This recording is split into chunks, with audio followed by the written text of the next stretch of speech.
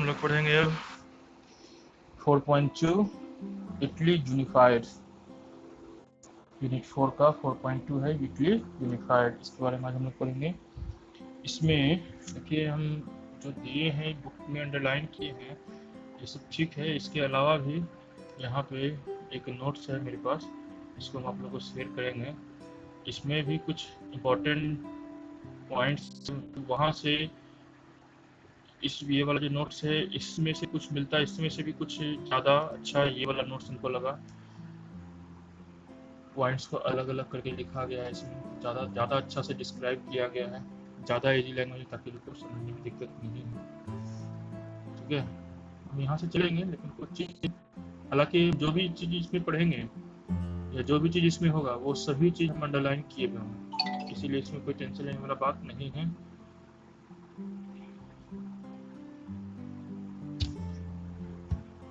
आगे इसमें देखिए ध्यान से, तो यहाँ पे एक लाइन है, during the middle of 19th century, Italy was divided into 7 states, of which only one, Sardinia Piedmont, was ruled by an Italian princely house।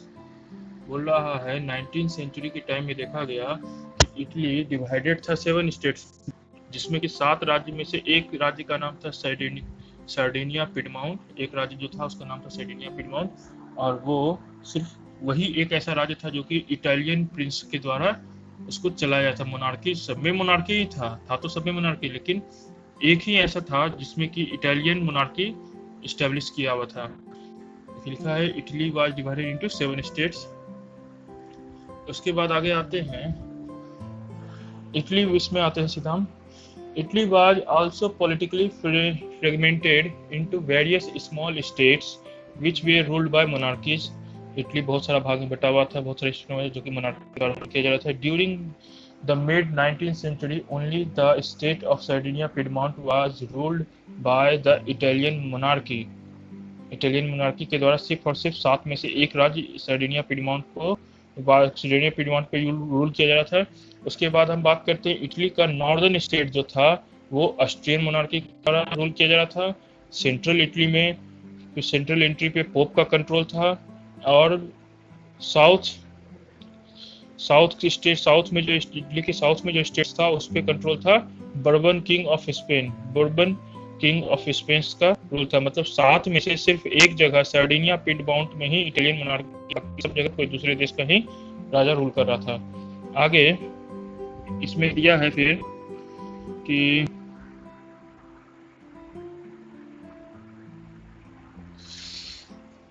गिसप्पे Mazzini was a revolutionary who actively supported in unification of Italy। अगर कहा जाए कि Italy का unification में सबसे ज्यादा actively work कौन किया, सबसे ज्यादा एक्टिव कौन रहा, तो गिसप्पे मेजनी रहा। The state of Sardinia Piedmont took the responsibility of fulfilling the task after the failed uprising in 1831 and 1848। ठीक है, the king of Sardinia Piedmont, Victor Emmanuel II, was actively helped the chief minister Cavour led the process of unification of Italy। मतलब अब हम कहते हैं Italy के unification में 3 नाम, फेमस 3 नाम जो इटली का यूनिफिकेशन किया, उसमें 3 नाम आएगा, Giuseppe Mazzini, Cavour, Victor Emmanuel second, और एक गैरीबाल्डी। यहाँ देखिए गैरीबाल्डी है ना, ये गैरीबाल्डी। ये 4 नाम जो है याद रखिएगा, फिर से बोल रहे हैं, गिसप्पे मेजनी, ये गिसप्पे मेजनी फर्स्ट नाम, दूसरा नाम विक्टर इमैनुअल सेकंड, तीसरा नाम गैरीबाल्डी। ठीक है, और चौथा नाम कावूर, चीफ मिनिस्टर कावूर। ये 4 नाम जो है इटली के यूनिफिकेशन में आता है बराबर, या फिर बोला जाए 4 नाम जो है इटली के यूनिफिकेशन से जुड़ा है। ये 4 नाम जो हमें से कोई भी एक दिखे तो समझ जाइएगा कि इटली का यूनिफिकेशन का बात किया जा रहा है, इटली के बारे में बात किया जा रहा है। आगे आते हैं हम लोग इसमें, यहाँ पे क्या बोला है, the states of Sardinia Piedmont took the responsibility of fulfilling his task. Sardinia Piedmont को यह रिस्पॉन्सिबिलिटी दिया गया कि इटली का यूनिफिकेशन करना है, चूंकि 1831 और 1848 में जो रिवॉल्ट हुआ था वो फेल्ड हो चुका था। इसी कारण से सार्डिनिया पिडमाउंट को ये रिस्पॉन्सिबिलिटी दिया गया कि फिर से इटली का यूनिफिकेशन करने का प्रयास करेंगे हम लोग। तो उसमें किंग ऑफ सार्डिनिया पिडमाउंट राजा था, कौन था सार्डिनिया पिडमाउंट का राजा कौन था? Victor Emmanuel second was actively helped by his chief minister Cavour. Actively Sardinia Piedmont का जो राजा था विक्टर इमैनुअल सेकंड, उसका हेल्प किया गया, बहुत ज़्यादा हेल्प किया गया, उसको बहुत ज़्यादा हेल्प किया इटली के यूनिफिकेशन में उसका chief minister Cavour. Cavour led the process of unification of Italy. Cavour जो था वो आगे बढ़ाया, यूनिफिकेशन ऑफ इटली का जो प्रोसेस था उसको आगे बढ़ाया। कहते हैं इन 1859 the state Sardinia Piedmont defeated the Austrians. 1859 में सार्डिनिया पिडमाउंट जो था वो ऑस्ट्रियंस को हराया, उस जगह पर अपने कब्जा किया। 1860 में Italian forces helped by Giuseppe and Garibaldi. Giuseppe और गैरिबाल्डी के हेल्प से इटालियन फोर्स जो था 1860 में वो क्या किया, मार्च किया और वॉलंटरीज को लेकर मार्च किया साउदर्न इटली में, और उसको भी जीत लिया, उसको भी जीत के अपने में मिला लिया। ठीक है, अब आगे यहाँ पे देखिएगा आप लोग, एक जगह पे दिखाते हैं इसमें,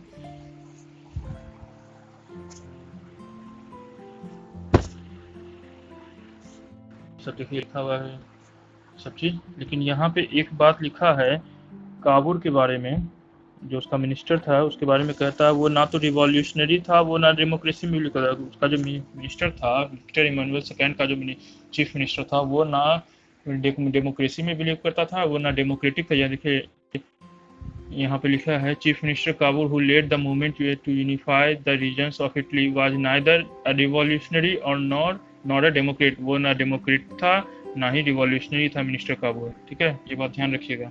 उसके बाद दिया है वो क्या था, उसके बाद लिखता है like many other wealthy and educated family of Italian elite he spoke French much better than he did Italian.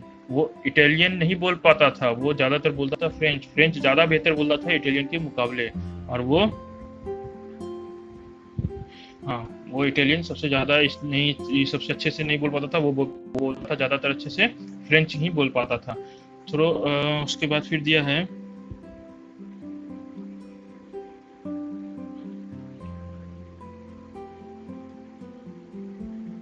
उसके बाद कुछ नहीं है यहाँ पे, तो हो गया इसमें, ये खत्म हो गया। उसके बाद देखिए यहाँ पे लिखा है ये वाला लाइन, गैरी Giuseppe Garibaldi join the fray in 1816 marched into South Italy and kingdoms to Sicily, succeed in winning support of local peasants in order to drive to Spanish rulers. In 1861 ये वाला लाइन यहाँ रखेंगे। In 1861 Victor Emmanuel II was proclaimed king of United Italy।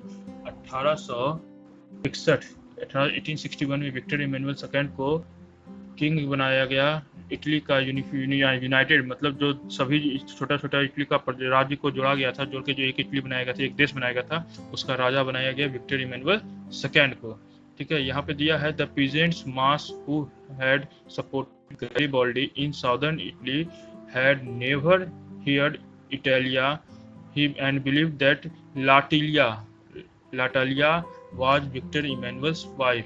वो लोग कभी Italia के बारे में नहीं सुना था, जो पीजेंट्स सपोर्ट किया था गैरिबाल्डी का साउदर्न इटली में, वो कभी इटालिया के बारे में सुना था, इटली के बारे में कभी सुना ही नहीं था, न इटालिया के बारे में। वो लोग को लगता था लाटालिया जो है वो विक्टर इमैनुअल की वाइफ है। जैसे कि हम यहाँ पे अब दिखाते हैं, king Victor Emmanuel second was proclaimed as a king of United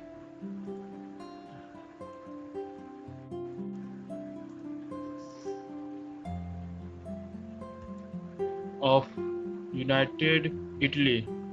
ये जो है यह वाला लाइन जो हम इसमें इसीलिए अंडरलाइन की है, इसको बात समझिए। 1861 में विक्टर इमैनुअल सेकंड को राजा बनाया गया यूनाइटेड इटली का, लेकिन ये कंप्लीट यूनिफिकेशन था इटली का, मतलब अभी तक ये पूरा राज्य पूरा इटली नहीं बना था, इटली में छोटा छोटा सभी राज्य नहीं मिला था। जो कंप्लीट पूरे तरह से इटली देश का एक निर्माण हुआ, इटली कंट्री का निर्माण हुआ पूरे रूप से सभी राज्यों, छोटे मोटे राज्यों को मिला के, वो हुआ 1871 में। ये ध्यान रखें, 1861 और 1871 में कंफ्यूजन ना है। 1861 में विक्टर इमैनुअल सेकंड राजा बनाया गया यूनाइटेड इटली का, और यूनाइटेड इटली का घोषणा किया गया 1861 को कि हाँ अब ये इटली जो है यूनाइटेड है, ये कंट्री है। अब कोई छोटा छोटा राज्य में इटली नहीं बटा हुआ है, इटली एक पूरा छोटा छोटा राज्य अलग अलग नहीं है इटली का, वो सभी इटली का जितना भी राज्य सब मिलके इटली बनता है, एक देश बनता है। उसी तरह यहाँ पे बोला है कि ये कंप्लीट हुआ, ये पूरा प्रोसेस अभी चल ही रहा था 1861 में जो इसको राजा, ये प्रोसेस चल ही रहा था, लेकिन ये प्रोसेस कब खत्म हुआ? 1871 में। ठीक है, ये वाला नोट्स हमको अच्छा लगा है, हम इसको भेजेंगे, आप लोग को देख लीजिएगा। तो हमको नहीं लगता है इसमें कोई कन्फ्यूजन है, तो कन्फ्यूजन होगा तो पूछिएगा, फिर हम लोग आगे बढ़ेंगे, 4.3 में पढ़ेंगे नेक्स्ट वीडियो में। ठीक है, थैंक यू।